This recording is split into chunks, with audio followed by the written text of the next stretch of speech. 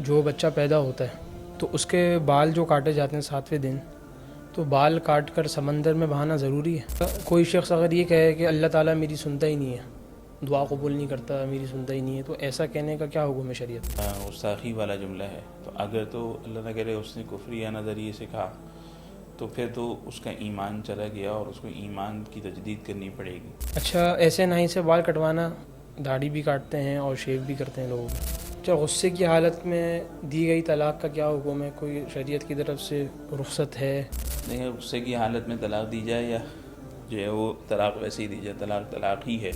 زندگی کے اندر فدیے کی اجازت نہیں ہوگی، چاہے کتنی ہی نمازیں ہوں. مثلا ایک شخص نے 10 سال تک نماز نہیں پڑھی ہے تو وہ چاہے کہ میں 10 سال کی نمازوں کا فدیہ دے دوں، اگر وہ بھی صحت مند ہے تو اس کی اجازت نہیں ہے.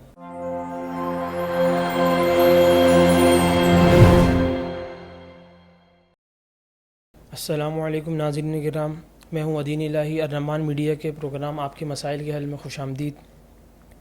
آج ہم کچھ مسائل مفتیان کرام سے پوچھیں گے. آج ہمارے ساتھ موجود ہیں مفتی ابراہیم جمال صاحب. السلام علیکم ورحمۃ اللہ وبرکاتہ. وعلیکم السلام.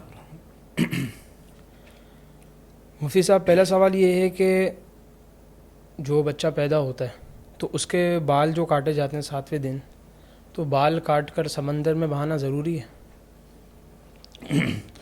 بسم اللہ الرحمن الرحیم. دیکھیں، انسانی اعضاء جو الگ ہوتے ہیں جیسے ناخن ہو گئے یا بال وغیرہ، تو چاہے وہ بچے کے ہوں یا بڑے کے ہوں، اس میں اصل حکم یہ ہے کہ اس کو دفن کیا جائے، اور دفن کرنا ہی بہتر ہے، مستحب یہی ہے. لہذا اگر دفن نہ کیے جا رہے تو اس کے بعد پھر اس کو سمندر میں بہانا یا پانی میں بہانا اس کی کوئی حقیقت نہیں ہے یا کوئی لازم و ضروری نہیں ہے. اصل مستحب یہ ہے کہ اس کو دفن کیا جائے. اچھا، ایک سوال یہ ہے کہ زکوٰۃ کی رقم جب دیتے ہیں کسی کو تو اس کو یہ کہہ سکتے ہیں کہ یہ علاج کے لیے دے رہا ہوں یا شادی کے لیے دے رہا ہوں یا حج کے لیے دے رہا ہوں، تو اور اگر اس نے کسی شخص نے ایسا کہہ دیا تو اس کے لیے وہی کام کرنا ضروری ہے یا اپنی مرضی سے وہ جو بھی کام کرنا چاہے اس سے؟ دیکھیں، زکوٰۃ کے لیے بنیادی شرط یہ ہے کہ زکوٰۃ جس کو بھی دی جائے گی اس کو مالک بنایا جائے گا. مالک بنائے بغیر زکوٰۃ نہیں ادا ہوتی. اب جب اس کو مالک بنا دیا تو اب وہ اس کی مرضی ہے کہ وہ اس زکوٰۃ کی رقم سے جو ہے وہ جو بھی اپنی ضرورت ہے اس ضرورت کو پورا کرے، اس میں کوئی روک ٹوک نہیں ہوگی. ہاں، یہ الگ بات ہے کہ اخلاقی اعتبار سے جس کام کے لیے اس نے زکوٰۃ لی ہے، یعنی جو بھی اپنی پریشانی بتا کر کے، جس ضرورت کی بنیاد پر سامنے والے کو بتا کر کے زکوٰۃ لی ہے، تو بہتر یہ کہ اسی میں خرچ کیا جائے. لیکن بہرحال زکوٰۃ ایک دفعہ جب اس نے مالک بنا دی ہے تو اب جو زکوٰۃ دینے والا ہے وہ بری ذمہ ہو گیا، اس کی زکوٰۃ ادا ہو گئی، اور اس زکوٰۃ لینے والے کو اپنی مرضی ہے کہ وہ جس جگہ پہ خرچ کرے، اس میں کوئی حرج کی بات نہیں ہے. اچھا، کوئی شخص اگر یہ کہے کہ اللہ تعالیٰ میری سنتا ہی نہیں ہے، دعا قبول نہیں کرتا، میری سنتا ہی نہیں ہے، تو ایسا کہنے کا کیا حکم ہے شریعت میں؟ دیکھیں، اگر تو وہ کفریہ نظریے سے کہہ رہا ہے، یعنی اللہ میری سنتا ہی نہیں، کوئی بے ادبی والا جملہ ہے، یہ ایک گستاخی والا جملہ ہے. تو اگر تو اللہ نہ کرے اس نے کفریہ نظریے سے کہا تو پھر تو اس کا ایمان چلا گیا اور اس کو ایمان کی تجدید کرنی پڑے گی. لیکن اگر اس طور پر کہا کہ میں تو گناہ گار آدمی ہوں، یعنی اللہ میری دعا قبول نہیں کرے گا، تو یہ بھی پھر نامناسب جملہ ہے. بلکہ اللہ رب العزت تو اللہ کے متعلق فرمایا کہ سمیع ہے، اللہ تعالیٰ کی ذات سننے والی ہے، ہر کسی کی سنتی ہے. تو لہذا جو ہے وہ یہ جملہ پھر بھی نہیں کہنا چاہیے اور بے ادبی ہے، نامناسب ہے. اچھا، ایسے نائی سے بال کٹوانا، آج کل تو تقریباً سبھی نائی ایسے ہیں جو داڑھی بھی کاٹتے ہیں اور شیو بھی کرتے ہیں لوگوں کے، تو نائی سے بال کٹوانا کیسا ہے؟ اس میں کوئی حرج کی بات نہیں ہے. جس سے بھی جو ہے وہ بال کٹوائے جائیں تو اس میں کوئی حرج کی بات نہیں ہے. اور اگر وہ داڑھی وغیرہ کاٹ رہا ہے تو وہ اس کا اپنا فعل ہے اور لامحالہ اس کی کمائی جو اس نے اس سے کی ہے وہ حلال نہیں ہوگی. لیکن بہرحال اس بال کٹوانے والے کا کوئی اثر اس پر نہیں ہوگا. اس میں اچھا، یہ بھی سننے میں آتا ہے کہ مثال کے طور پہ آپ نے بال کٹوایا تو اس سے جو آپ نے بندہ ہوا نوٹ دیا کھلا واپسی لینے میں بھی کوئی حرج ہے یا کوئی مذائقہ ہے؟ نہیں، اس میں کوئی حرج کی بات نہیں ہے. آپ تو اپنے حصے کی رقم اس کو دے رہے ہیں جو اس کی اجرت بنتی ہے. اب لامحالہ اس میں تو کوئی پابندی نہیں ہے کہ آپ اتنی ہی اسی نوٹ کو دیں، اس سے زیادہ الگ نہ دیں یا زیادہ دے کر کے پیسے واپسی نہ لیں وغیرہ. اس میں کوئی حرج کی بات نہیں. اچھا، ایک سوال یہ ہے کہ آج کل جو قبروں میں وہ چادریں بچھائی جاتی ہیں، ٹہنیاں رکھی جاتی ہیں، پھول بچھائے جاتے ہیں، تو اس میں شریعت کا کیا حکم ہے؟ دیکھیں، قبروں پہ پھول ڈالنا یا چادریں ڈالنا اس کی تو اجازت نہیں ہے، کیونکہ یہ کوئی قبر کا اعزاز نہیں ہے، قبر میں کوئی اکرام نہیں ہے، اور بلکہ ایک طرح سے مال ضائع کرنے والی بات ہے، تو اس کا مال کے ضیاع کا کبھی ہوگا، گناہ ہوگا۔ اور اسی طرح اگر کوئی رسم سمجھ کے، کوئی بدعت سمجھ کے، کوئی ثواب سمجھ کے ڈالا تو بھی جو ہے اس کا بھی گناہ ہوگا۔ البتہ جو ٹہنیاں رکھنے کا معاملہ ہے، یہ اللہ کے نبی علیہ الصلوۃ والسلام سے ایک روایت میں ثابت ہے، لیکن شرائع حدیث نے لکھا ہے اس حدیث کے ماتحت کہ وہ صرف اللہ کے نبی علیہ الصلوۃ والسلام کی خصوصیت تھی، کہ آپ صلی اللہ علیہ وسلم کو معلوم ہوا تھا، آپ صلی اللہ علیہ وسلم ایک قبر پہ سے گزرے تو آپ کو معلوم ہوا کہ اس قبر والے کو عذاب ہو رہا ہے، تو آپ نے 2 سرسبز ٹہنیاں جو وہ لے کر کے اس کی قبر پر رکھ دی تھیں، اور گویا تخفیف عذاب کا ایک طریقہ تھا۔ تو یہ صرف اللہ کے نبی علیہ الصلوۃ والسلام کے ساتھ خاص ہے، آج کے زمانے میں اس کے کوئی مطلب مروجہ شرعی حیثیت کوئی نہیں ہوگی، اور نہ ہی اس طریقے سے کرنا درست ہوگا۔ اچھا، اگر کوئی شخص موٹر سائیکل کی ٹکر سے زخمی ہو گیا، پھر اس کے بعد اس کا انتقال ہو گیا، وہ مر گیا، تو ایسے شخص کا کیا حکم ہے؟ دیکھیں، اس میں یہ دیکھا جائے گا کہ غلطی کس کی ہے، مطلب اگر جو ہے وہ جو مرا ہے، مقتول ہے، اس کی اپنی غلطی تھی، وہ غلط رخ پہ آ رہا تھا، یا اس موٹر سائیکل چلانے والے یا گاڑی مطلب روڈ ایکسیڈنٹ میں جو ماننے والا جو تھا، جو جس سے لگی ہے، ٹکر ہوئی ہے، وہ اپنی جگہ بالکل صحیح طریقے سے قانون کے مطابق آ رہا تھا، لیکن جو مرا ہے وہ غلط آ رہا تھا، اس نے سگنل توڑا یا اور کوئی ایسا طریقہ اختیار کیا، تو پھر تو نہ یہ گناہ گار ہوگا، اور نہ ہی کوئی دیت وغیرہ، کوئی تاوان، کوئی جرمانہ اس پر لازم ہے۔ لیکن اگر اس غلطی اس کی تھی کہ اس نے مثلا سگنل توڑا تھا، یہ غلط سائڈ پہ جا رہا تھا، رانگ وے جا رہا تھا، تو پھر اب اس صورت میں اگر اس کی وجہ سے دوسرے پر ہلاکت ہو گئی تو پھر اس صورت میں جو ہے وہ شرعی احکامات نافذ ہو سکتے ہیں، دیت وغیرہ بھی اور دوسری چیزیں بھی۔ اچھا، اگر کوئی شخص گاڑی میں بیٹھا ہوا ہے، گاڑی چل رہی ہے روڈ پہ، اور اس کے اندر وہ تلاوت کر رہا ہے، آیت سجدہ پڑھ رہا ہے، بار بار پڑھ رہا ہے، تو اس سے سجدہ تلاوت بار بار اس کے اوپر واجب ہوگا یا ایک ہی دفعہ واجب ہوگا؟ دیکھیں، آیت سجدہ اگر گاڑی میں، بس میں، ٹرین میں، یعنی کسی بھی سواری میں بیٹھ کے پڑھ رہا ہے اور بار بار پڑھ رہا ہے، وہ گاڑی چل رہی ہے، تو گاڑی میں بیٹھنے والا شخص جو ہے اس کے لیے وہ مجلس ایک ہی ہے، وہ ایک ہی مجلس شمار ہوتی ہے، اور اس کی وجہ سے اس کو بار بار الگ الگ سجدہ تلاوت واجب نہیں ہوگا، بلکہ ایک ہی مرتبہ گویا یہ سجدہ تلاوت واجب سمجھا جائے گا۔ البتہ ڈرائیور کے متعلق آتا ہے، لکھا ہے فقہا نے کہ اگر ڈرائیور الگ الگ مرتبہ آیت سجدہ پڑھ رہا ہو، مطلب بار بار آیت سجدہ پڑھ رہا ہو، تو اس کے لیے الگ الگ مجلس شمار ہوگی۔ بہرحال ورنہ گاڑی میں جو پیچھے بیٹھنے والے ہیں ان کے لیے وہ ایک ہی مجلس شمار ہوتی ہے۔ اچھا، غصے کی حالت میں دی گئی طلاق کا کیا حکم ہے؟ کوئی شریعت کی طرف سے رخصت ہے یا اس میں تفصیل بتائیں؟ دیکھیں، غصے کی حالت میں طلاق دی جائے یا جو ہے وہ طلاق ویسے ہی دی جائے، طلاق طلاق ہی ہے، اور مذاق میں ہو، کسی بھی طرح ہو، تو طلاق واقع ہو جائے گی۔ جتنی بھی طلاقیں دی ہیں، 1 دی ہو، 2 دی ہو، 3 دی ہوں، طلاق واقع ہو جائے گی۔ اور بلکہ ایک سیدھے سیدھے جملہ ہے کہ طلاق جو ہے وہ دی ہی غصے میں جاتی ہے، خوشی خوشی میں کون طلاق دیتا ہے؟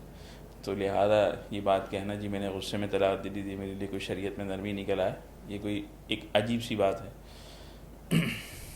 اچھا، ایک سوال یہ پوچھا ہے کہ اگر کوئی شخص بغیر آستین والے کپڑے پہن کر نماز پڑھ رہا ہے یا ننگے سر نماز پڑھ رہا ہے، تو اس میں، اس صورت میں نماز میں تو کوئی فرق نہیں آئے گا، یا نماز ہو جائے گی یا نہیں ہوگی؟ دیکھیں، بغیر آستین والی کپڑے پہنے یا پھر ہاف آستین ٹی شرٹ وغیرہ جو ہوتی ہے اس پہ اگر نماز پڑھ رہا ہے تو یہ جو ہے وہ خلاف سنت عمل ہے اور مکروہ ہے نماز اس طرح پڑھنا، یعنی کہ سلف صالحین کا، صحابہ کا جو معمول تھا وہ یہی تھا۔ ابتدائی زمانے میں صحابہ سے اس طرح سے منقول ہے کہ وہ ایک چادر میں نماز پڑھا کرتے تھے جس سے کونیاں کھل جاتی تھیں، لیکن وہ تنگی کا زمانہ تھا۔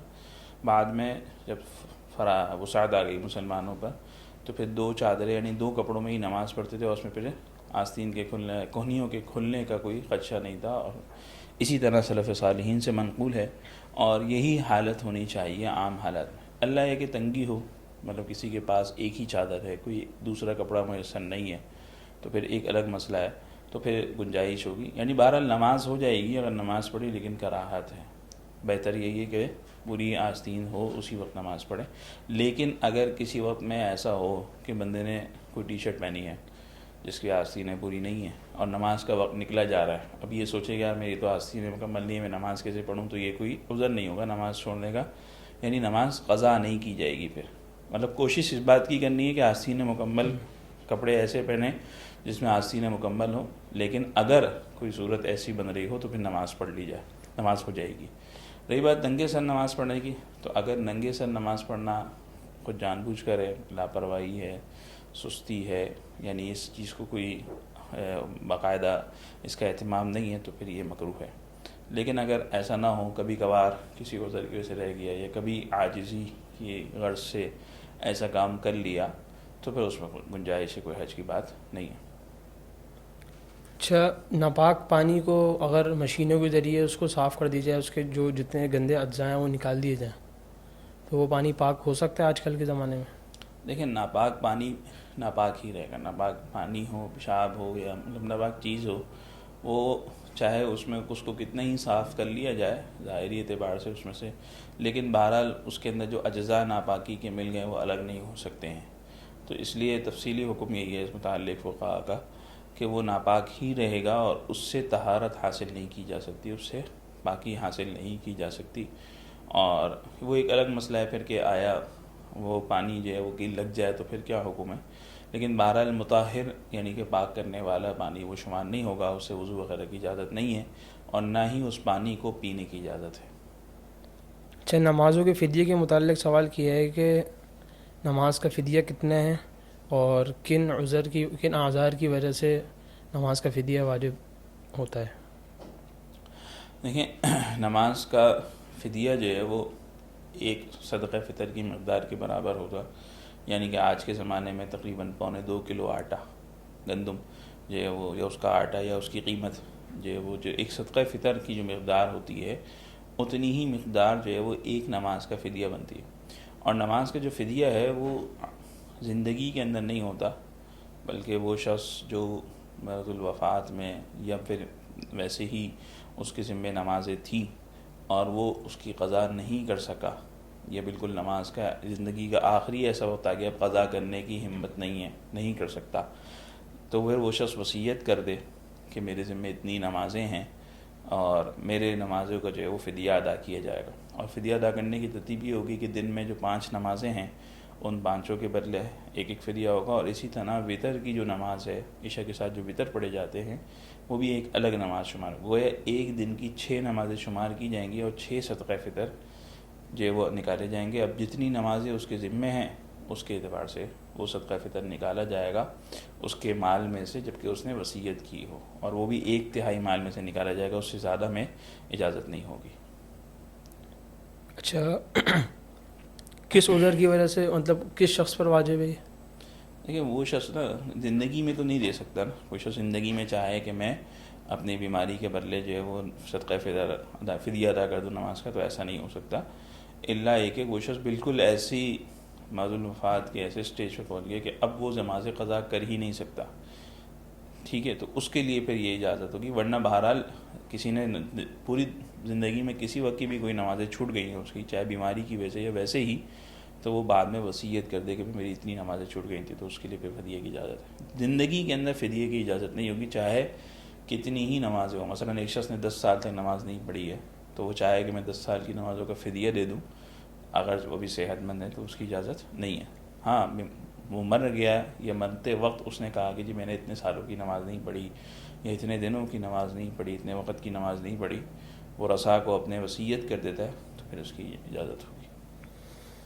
اچھا، ایک سوال یہ پوچھا ہے کہ اگر کسی شخص کو خرید و فروخت کرتے وقت دھوکہ ہو گیا، پھر وہ معاملہ ختم کرنا چاہ رہا ہے، لیکن معاملے میں ان لوگوں نے شرط لگائی ہوئی ہے کہ جو بھی معاملہ ختم کرے گا اس کے اوپر جرمانے کی شرط لگائی ہوئی ہے، تو یہ شرط لگانا شریعت میں جائز ہے اور وہ اس شرط کے مطابق جرمانہ دے گا جو بھی خرید و فروخت کا معاملہ ختم کر رہا ہے؟ اس میں 2 حیثیتیں ہو سکتی ہیں الگ الگ. اگر تو معاملہ ختم کیا جا رہا ہے کسی شرعی عذر کی بنیاد پر ہی، مثلا لینے والے نے یا بیچنے والے نے جو ہے وہ خیر شرط لگایا تھا یعنی کہ مجھے اختیار ہے، اس طرح کے الفاظ کہتے ہیں، یا اس کو کوئی واقعتاً دھوکہ ہوا ہے، اور دھوکہ بھی ایک بڑا غیر معمولی قسم کا دھوکہ، یعنی تھوڑا بہت دھوکہ اس کا اعتبار نہیں ہے، تو پھر اس صورت میں تو جرمانے کی اجازت نہیں ہے، یعنی جرمانہ نہیں ہوگا، پھر اس صورت میں تو کوئی اضافی رقم وغیرہ وصول نہیں ہوگی۔ لیکن اگر ایسا نہیں ہے، خود سے ایک شخص کر رہا ہے، تو پھر اس صورت میں بھی اقالہ اگر کر رہا ہے، یعنی چیز واپسی کرنا چاہ رہا ہے، تو اس صورت میں بھی اجازت نہیں ہے کہ زیادہ رقم لی جائے۔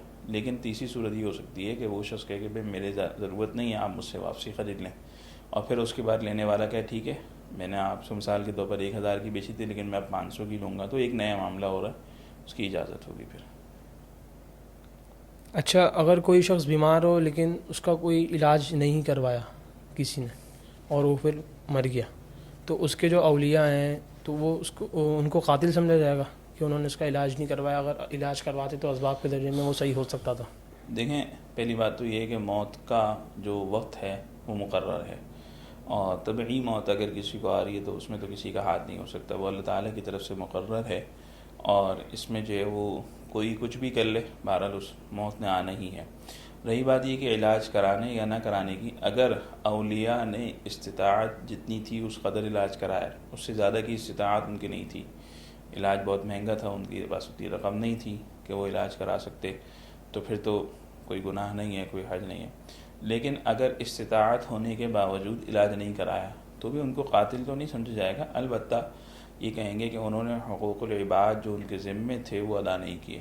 مثال کے طور پر بھائی ہے، بھائی بیمار تھا، دوسرے بھائی کے پاس پیسے ہیں، وہ علاج کرا سکتا ہے پھر بھی نہیں کرا رہا، تو اس کا مطلب یہ ہے کہ وہ بھائی کا جو حق ہے وہ حق مار رہا ہے، تو اس کو اس کا گناہ ضرور ملے گا، لیکن بہرحال قاتل شمار نہیں کیا جا سکتا، کیونکہ اپنی طبعی موت وہ مرا ہے، اس کا انتقال ہوا ہے، اور اس کا وہ وقت مقرر تھا، تو کچھ بھی ہو جاتا ہے، علاج ہوتا ہے یا نہیں ہوتا، بہرحال اس نے اس وقت میں جانا تھا۔